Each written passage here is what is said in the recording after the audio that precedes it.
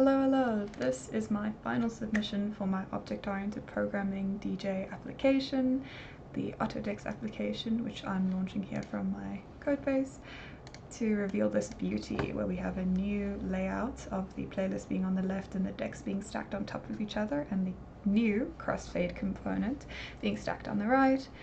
Here we will start by showing a means of how we can load a track onto the application by our first method using the import button, like so, or a much better means of dragging and dropping the tracks like so. So here we can remove a track if we'd like, if we may, oh, wrong button, by this button, if we feel like we've made a mistake. And fortunately we can undo these mistakes easily. And we can load each respective track onto a deck. This works by storing tracks onto the playlist in the form of a vector, track objects, and then sending each track objects to a reference of a deck by using a function on the deck, like so. I don't like that one, let's do this one, and that one, there we go.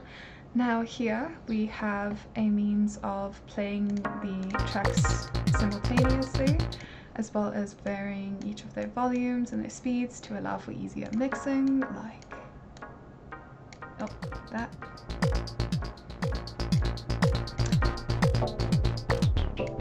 There we go. And we have the new crossfade controller, which allows for smooth transitions between each track for our DJ audience.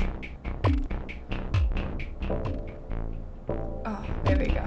And here we have a new feature to apply some filters to create more interesting sounds from our application. So here we can create quite a roomy vibe, and here an airy one which scales the frequencies, and we have this feature here which scales the filters from the wet filtered sound to the raw dry unfiltered sound. So you'll see this is the wet filtered sound, and it will go right back to the raw unfiltered sound as if there was never any filter being applied at all.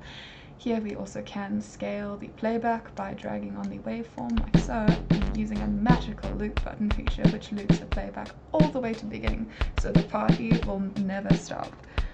This is just taking a second.